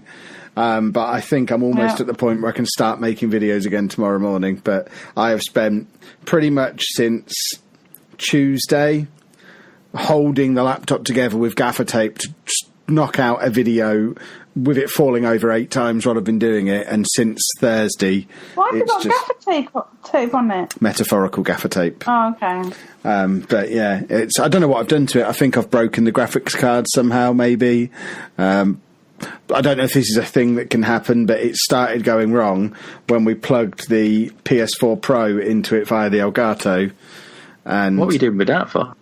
For the That's You thing that we did do video on last week. Right. And since it got really hot doing that, because I've got the Elgato HD60, which uses the graphics card on the PC to take some of the grunt away so it can do 60 frames a second. And I think I may have just melted my graphics card a little bit by doing that. And it just, everything falls. Everything that needs the graphics card is falling over constantly. Mainly video rendering stuff. So Premiere Pro, OBS, Bandicam, they just fall apart. And it's been a very frustrating week. So I've not played any games, not even the ones I'm supposed to be playing. I managed to knock out a bit of Uncharted, and that's it. I've not been able to play Sonic anymore. I've barely touched Football Manager all week. It's just been a frustrating time to be Kev, which is why we needed yesterday, because it was so much fun going to Insomnia. However, despite not really playing any games, me and Anna did go to the pictures, and we saw a new release film the day it came out, I think for the first time in our lives. What was it called? And the last one I did that was Pirates of the Caribbean. We went to see American Made. Yeah. Tom Cruise film about Barry Seal, who I'm not quite sure what he did. He was a drug smuggler. He was a pilot, but then he became the gringo that got it done or something. And he was transporting drugs, cocaine, and guns to people, and paid. I just had money everywhere. Like, had there was money in the back garden in the night time, and he says, "Yeah, I'll get it in the morning." He had so much money, and it all went a bit wrong after a while, and we see the rise and fall of Barry Seal. It was alright. I liked it. I like a true, based on true events. Yeah. I like them. Kevin, what did you think? I thought it was alright. You sold it to me on the basis that it was like Catch Me If You Can. It's not as good as Catch Me If You Can is one of my favourite movies, and it was not in the same league as Catch Me If You Can. Obviously I hadn't seen it, so yeah. It was fine. A perfectly okay film that I could have happily had on the telly and sat through. It wasn't awesome, but then looking around at what was on at the cinema, there wasn't really much else to choose from either, so I thought summer blockbusters was supposed to be a thing that happened. There wasn't much in the way of movies for us to choose from, was there? Well, no, I wanted to see that graphic novel one that wasn't out. I didn't want to see Lucky Logan because I don't like racing. I wanted to see the girl trip one, but I realised I was with you, so I wasn't going to be mean. So we went to see a new release instead. I didn't know much about it. I don't mind Tom Cruise. He doesn't bother me that much, except for that his front teeth are not at the centre of his face. And I think about teeth. No, they're behind his ears. If you look at his face, but if you look at his face when he's smiling with his teeth, his front two teeth are slightly off. So where they join in the middle are slightly to one side. It's a bit weird, but he doesn't bother me that much. But it was good. I liked it. It wasn't all, oh, look how great it is doing drugs. It was like this is what was happening, and drugs are bad for you. Don't do drugs, kids. Health and safety message from Anna there. That was unexpected. Yeah. Splendid. Have we seen any? Need to let these people know. Yeah. Have we seen any other films this week? Not at the cinema. Don't think we have we? Don't think so. No, we watched. What did we watch? Only Fought and Horses thing. The cinema? No, on TV. Oh right. Okay, I was going to say then. What the hell? It was a UK Gold special about Only Fools and Horses. I'm not sure it's podcast worthy. It's on for loads of weeks. It's a series. You liked it. You made me. Yeah, it was good. Watch it.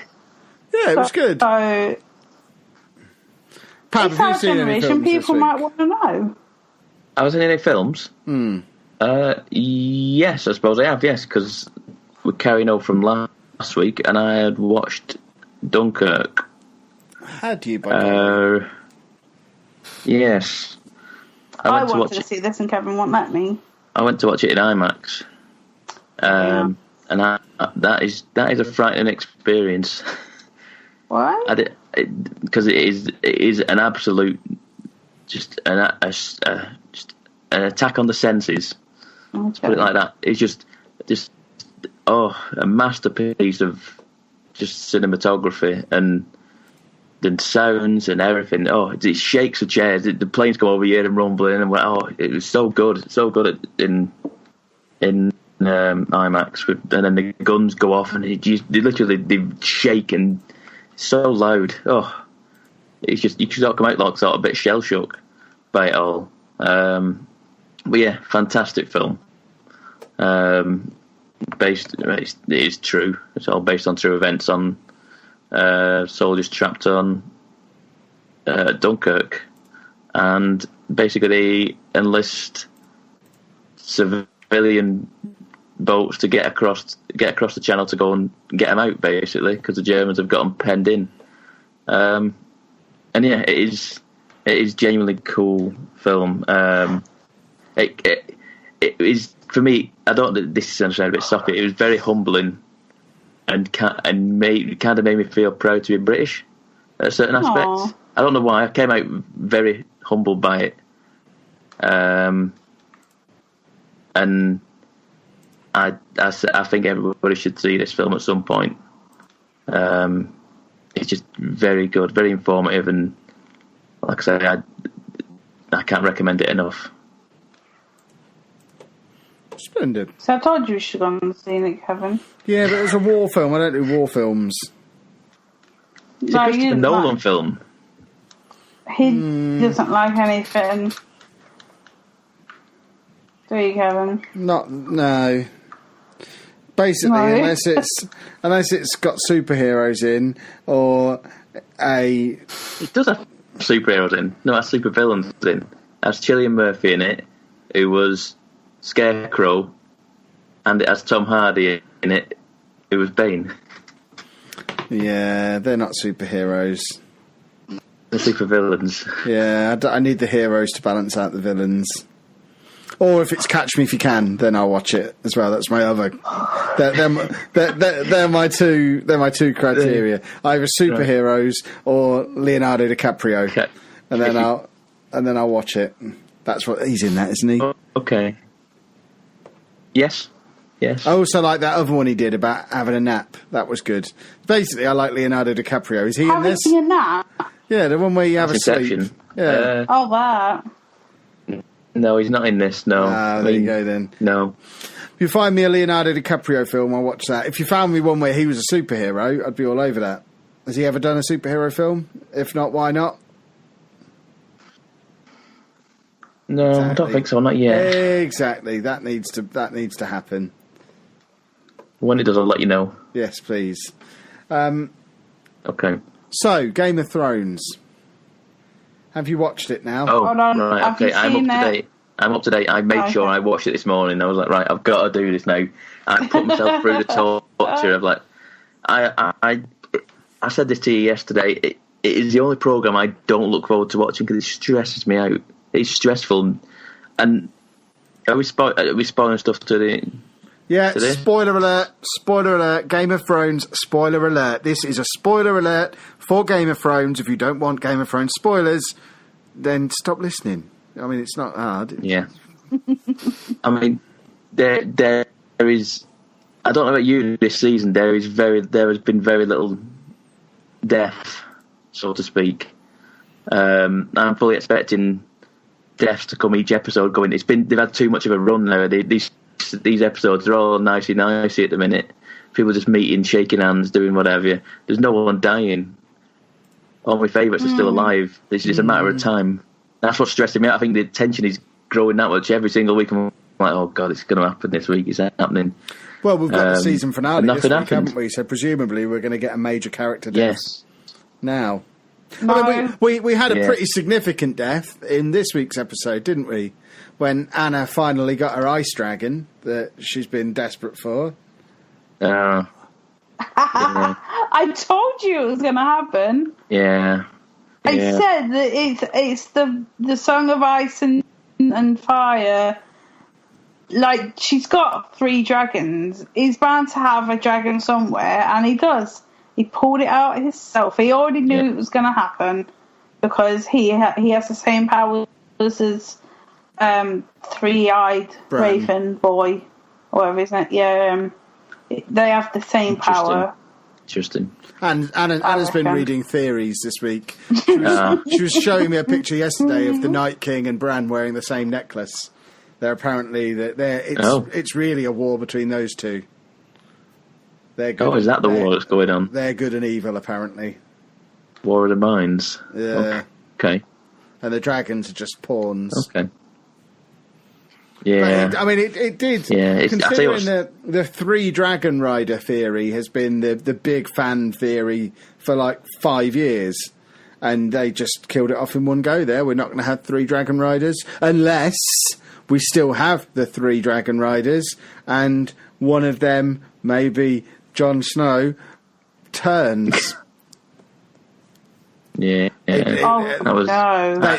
that point, I thought that is what was going to happen. Yeah, I thought they did hint at it really strongly. Out of the water, yeah, but he comes out of the water and they all turn at him, and he's sort of creaking his way over. I'm like, oh, if he turns around now and he's got blue eyes, I'm going to be annoyed. That would have been amazing if he has blue eyes and rides the ice dragon. That would have been brilliant. Oh, it's so good. that whole sequence was so good. And like carry on. Sorry. It's that they're just constantly on. Just I can't watch it at times. You're like, oh god, she's on a dragon again. Oh, she's going to get knocked off this one this time. Oh god, it's going to happen again. I've already seen it once this series. Been bundled off one. Oh yeah, that whole sequence is just amazing. So, who do we think is going to die now? Then, I mean, bear in mind when this podcast comes out, the episode will have aired, so people will know if they've watched the spoilers. Yeah, 2 hours from now. Isn't it? I tell you what is annoying me. It's all the Sansa and Arya stuff that I can't watch. I'm like, it's awful. I just don't know what to make of it. I don't know how much Littlefinger's in her head and whether they're going to get, because Littlefinger's up to something again, and one of them's getting it. I think basically, isn't they? One of them two girls are going to be offed. It's got to be. It's interesting. Just who is it? Well, I think did get Littlefinger and both. I don't know why. I don't know why you go through everything they went through with Arya and then kill her off. She hasn't done anything spectacularly awesome yet. So I think if one of them's going, it has to be Sansa. Sansa's a nothing character anyway. Yeah, that's the kind of thing. I was like, at this point, I was like, she's just, I don't know, she's just really kind of moany. Imagine Arya as Queen of the North. If she's leading that whole area, because Jon's off doing his thing, Sansa's dead, and crazy Arya just leads an army south. Yeah, she would just like, right, come on lads, we're off. Go and deal with this. Forget these icy monsters. We've got a job to do. Yeah. I don't know. We'll see. It's just intense watching. And the next one, which will have aired by now, is a feature length one, is it? Yeah, it's like an hour and a half long, isn't it? Oh, I don't know if I can take it. Oh no. Oh well. Well, it's on in like 2.5 hours, isn't it? Yeah. Well, so as we're recording it, should we stay up and live stream our reactions? Oh god. Right, Pablo, go. Tomorrow, I can't do it. If you want some swear words in a live stream, that you will get some from me, because I'll be like, I can't get in the car now. You can come and sit in our living room and watch it with us. I'll do my bit and I'll bring a camera in. So we're both putting ourselves out a little bit here, Pab. You're driving to Peterborough. Yeah. I'm getting a camera out of the garage, and we'll stream our reactions. Anna wins as well, because in order to do it, I've got to bring the PC back in the house because my stupid laptop's broken. Yay! So I've got to bring that in as well, after having spent 4 hours getting it all set up out here and all my software installed on it. 4 hours? You lie so much. I have just turned it off. I have just turned it off. It's taken me that long to get set up. It's been mad. I took it out here at 7:30. It's 11:30 now, nearly. So yeah, about 4 hours. Been crazy. Have we watched any other TV this week other than Game of Thrones and Only Fools and Horses? Obviously, because they're the big two. They are big. I'm continuing to watch Preacher. It's still kind of annoying me. But I watched this week's episode, and I thought they're slowly revealing stuff again.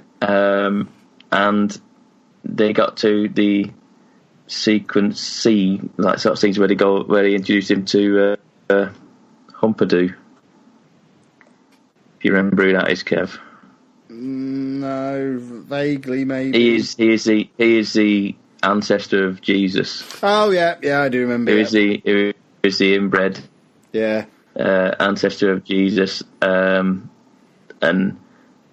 There was talk of the Allfather, and I was looking forward to that. It didn't show him. I was annoyed at that, because there is literally conversation about the Allfather. I was like, oh god, we're going to see the Humpty Dumpty man. It didn't happen. But we did meet the Humperdoo, and they're doing it again. They're getting to the end of the season and they're starting to make it good and just tease you for next season, keep you on the hook.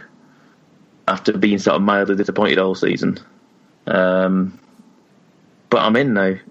I'm in for it. I don't know what it is. There's something about this program that makes me want to watch it, even though I'm kind of mildly disappointed every single week. I don't know why, but yeah, I don't know. I don't know. It's kind of daft in it, but I like it.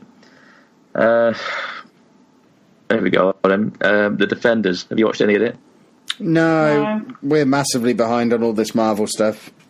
Like, oh yeah, 4 seasons behind. I give up. Yep, I've only watched Jessica Jones fully, but I just went right. Okay, I need to see this YouTube video. What you need to know before seeing the Defenders. There was a 9-minute video, just explained it all with little short clips from it all. Like, perfect, that'll do. I do not need to watch any Daredevil now. I do not need to watch any Iron Fist. I was like, brilliant. That is perfectly done. And the Defenders is very good. It starts off a bit slow, basically giving you like a where they've been sort of thing since the end of their series sort of thing and what they're doing. But then I think by episode 3, I think that basically they all get thrown together sort of thing, and it is really cool. It takes really cool 3 episodes to lump them together. Goodness me. Inadvertently, yes. The all 4 of them, they get paired together in 2 sort of thing, in episode 2, and then the 4 get put together sort of at episode 3.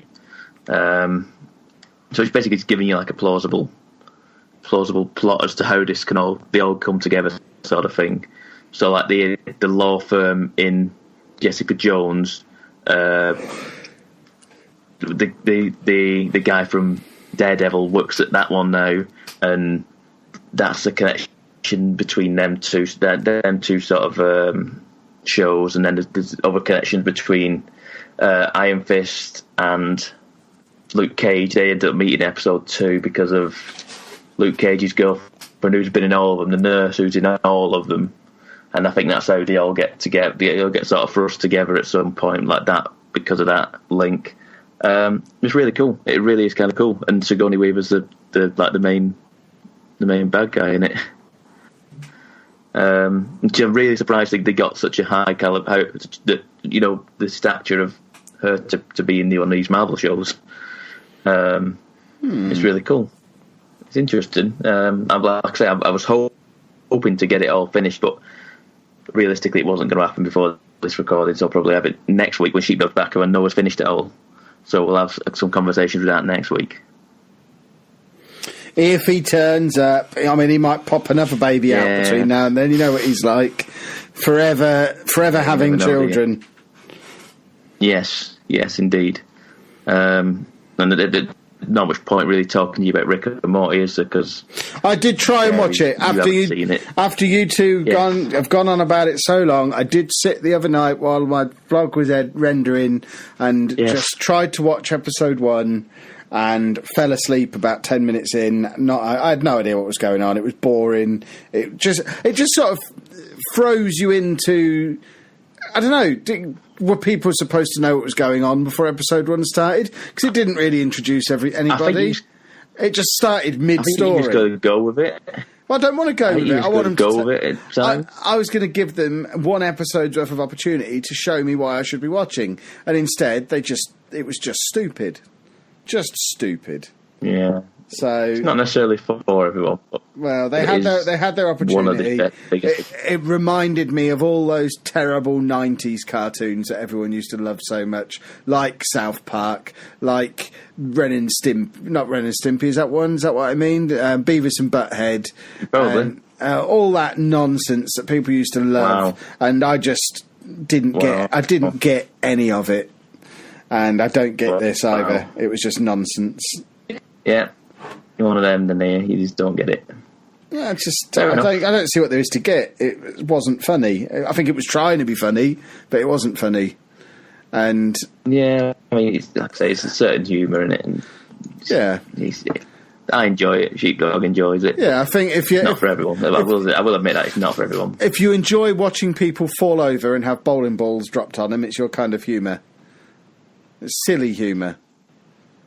Yeah, it is silly. Silly enough to where the main character turns himself into a pickle and there's a whole episode based on that. It's stupid humour, and it's brilliant in its own right. So that's about it for what I've watched. Not watched anything else. No, I don't think we have either. Have we? I've been too busy. The Apocalypse program. Oh yeah, You, Me, and the Apocalypse. Well, we haven't watched anything more on this. We've rewatched episode 1 that we saw like a year ago, and 2. Yeah. It's just because it was in Ultra HD on our new fancy Sky Q. Yeah. That we acquired free of charge, which I'm happy about.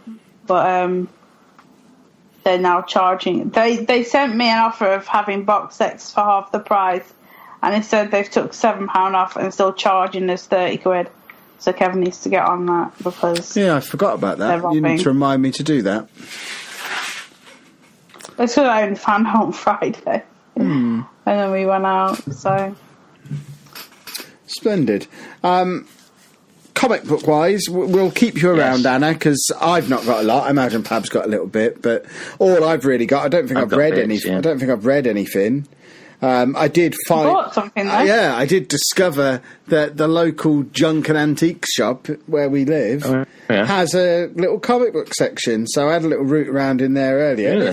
It's a bit of a gold mine. I could have spent hundreds in there, but in the end, I've just come away with The Death of Superman for a £5, which I thought that was weird. That is weird.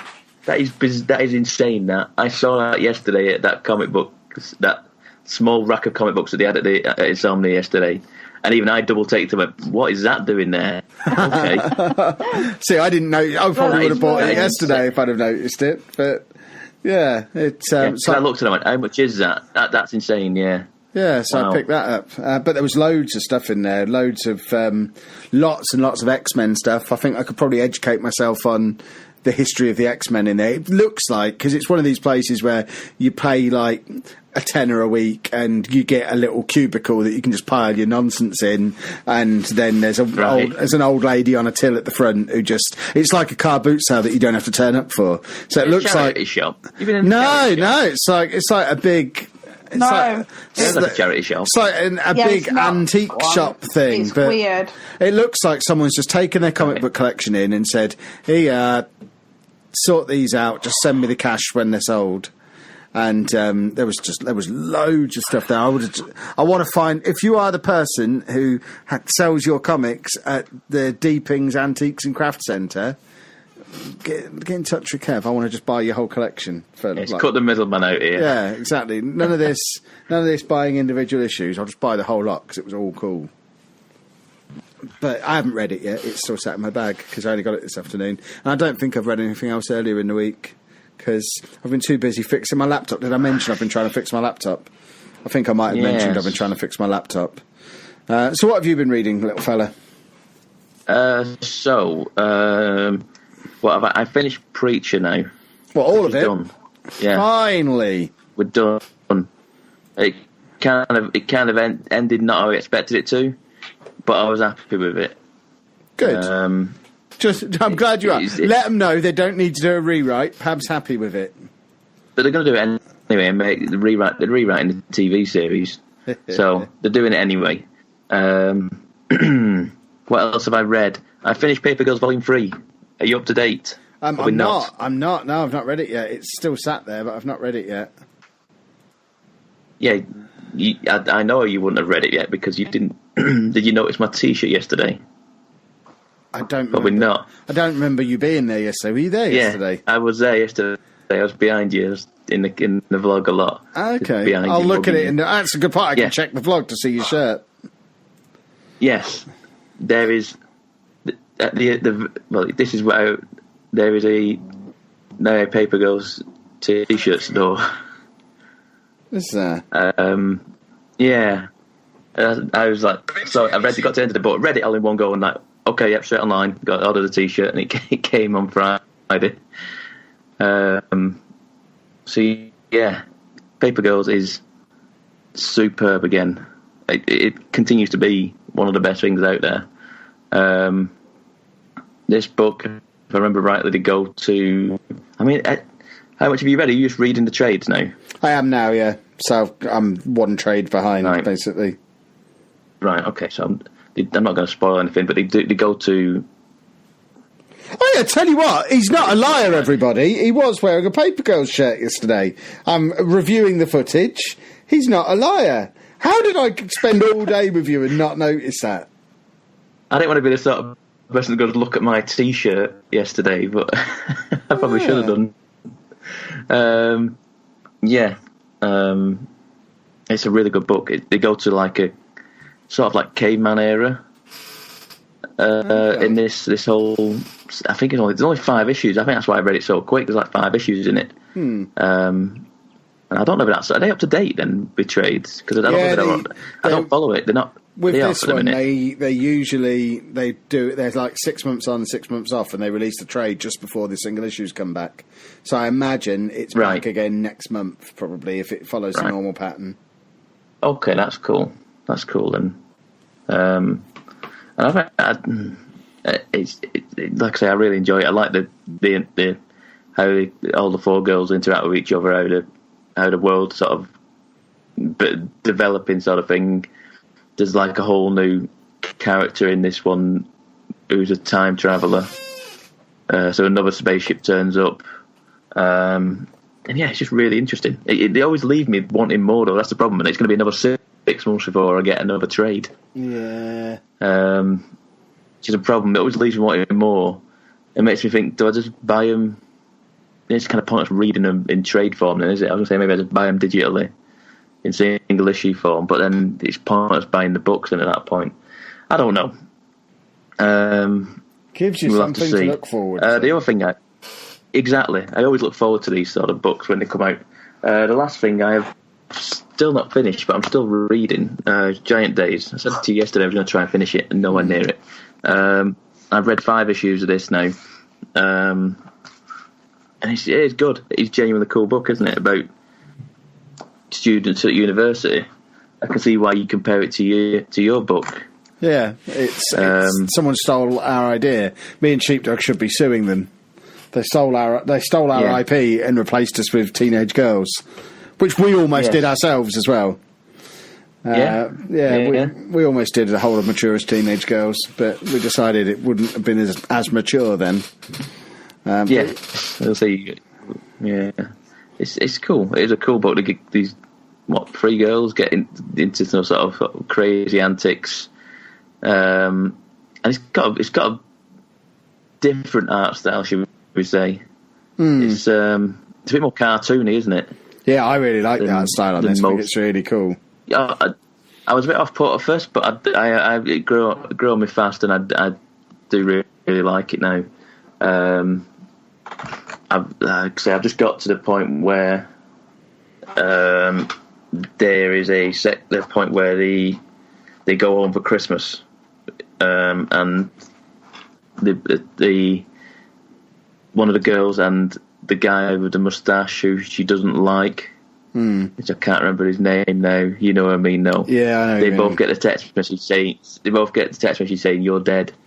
At the same time, you're like, okay, I don't know what's going to happen now. I don't know how this pans out, but there is like there seems to. I don't know whether I was thinking about this now. There's more of the sort of like crazy antics happen each episode with like a sort of loose thread, like a loose story arc between them all. I'm not complaining at that. It's not like just one big old story that's happening. It's just sort of like what's happening this week in this crazy antics. It's like a cartoon. It's like individually enclosed things with an overall story arc. It's really cool. Yeah, and it is really good. It's really good. I mean, I don't know how many's in this. I've got the not on the test edition. I don't know what that means. It's a big old thick hardback. No, I don't know. I think there's like 5 trades. I don't know how many issues are in this. So we're up to like issue 25 or 26. Yeah, I mean, I don't know if far it goes. I think there's only 8 chapters in this. Okay. What's that, 8 issues? I guess, yeah. That's 8 issues, isn't it? Yeah. It's a fatter book than I expected it to be for 8 issues, but that's like, that might be the first 2 trades. I think there's only 4 in a trade. Right, okay, that makes more So that's probably the first two like trades. 1.5 trades, but okay, that's more realistic then, yeah. And how many trades do you say was out? 5 or 6, I think. Wow, okay, so I think I just got number 5, which number 5 takes them to the end of their first year at uni. So if they're going to do the full 3 years, we've got a long way to go on this yet, which is awesome because it's brilliant. Yeah, it is a really good book and well worth a read. As once again, Kev, you are pointing everyone in the right direction for books. I'm a wise man. Yes, I hate to say it, but yes, you are. Anna said she wanted a comic yesterday, by the way. Yes. She saw the pop vinyl for Gwenpool and said, "Who's this? What's Gwenpool?" But you haven't provided me with it. I haven't. Yeah, I've not got it on paper. I've only got it digitally. You can read it on my iPad if you want. No. But I gave her a rough idea of the premise of Gwenpool, and you liked the sound of it, didn't you? So that's just reminded me that I need to order Gwenpool. I assume the first trade is out now. It's like a year ago I was reading this. Oh yeah, definitely. I think the second might be now as well. So let's get Gwenpool ordered for Anna so she can have... Oh, in fact, Volume 3 is out today. So there we go. Hey. I shall get that ordered now. Splendid. Oh, the pop's only £7. Shall I get the pop with it as well? No, I won't. Any more comics before we wrap things up? No, that is it. No, I mean if we can do a slow intro, we have a rare opportunity to finish bang on the 2-hour mark. We've got like 2.5 minutes left. Oh yeah. If the jingle hits in 2.5 minutes, then it'll be smashed up. I don't think we've ever hit exactly a 2-hour show before, and I'm kind of guessing a little bit based on how long I think the jingles are. So there's still going to be a little bit of guesswork involved. But on that basis, did you know you can follow us on Twitter at MGUK Podcast, or you can follow me at Lelujo. I'm at Miss Lelujo. And I'm at Pab 1986. Forgot what year you were born there, little fella, for a minute there. Yeah. You can also like us on Facebook at facebook.com/MatureGamerPodcast, or you can watch all our YouTube or my YouTube shenanigans at lelujo.fm. But it is our shenanigans this week, because this very morning when this podcast is released, the vlog from Insomnia, which all three of us star in, including Pab's Papergirls t-shirt, that came out this morning. So go and watch that one if you never watch any other video. That one's worth watching because it's us doing an expo properly for the first time ever, and it was lots of fun. Right, we've still got like a minute and a half. So EGX plans. If you want to come out for dinner with us on the Saturday of EGX, can you tweet at us and let us know? We want to start getting a rough idea of numbers. I know lots of people like to go and trot off to the Midlife Gamer drinking session. It's not really our scene. If you're thinking, I'd like to go and socialise with some podcasting royalty at EGX, but I don't want to go and get drunk in a sticky floored pub, then we're your crew. We're not going to get drunk. We're not going to drink at all. We're just going to go and have a little bit to eat, and then we'll be back in the hotel playing a board game by 9:30. So if that sounds like your idea of a night out in Birmingham on the Saturday of EGX, tweet at us on any of those previously announced Twitters, and we'll put something together. Something involving meat and Birmingham probably will be good. Yes. Tweet at Pab. He's going to organise it because Pab's in charge. Pab's director of socialising because I'm socially awkward, and therefore Pab has to be in charge of social activities. And Sheepdog doesn't like people, so he can't arrange it. Right, I reckon if we don't stop this in about 15 seconds, we're going to be about there, and it's going to be the best chance we've ever had of a 2-hour show. So, see you next week, boys and girls. You two both have to say goodbye. I know, I'm always waiting for what's his face, Sheepdog. Thank you for listening. Goodbye.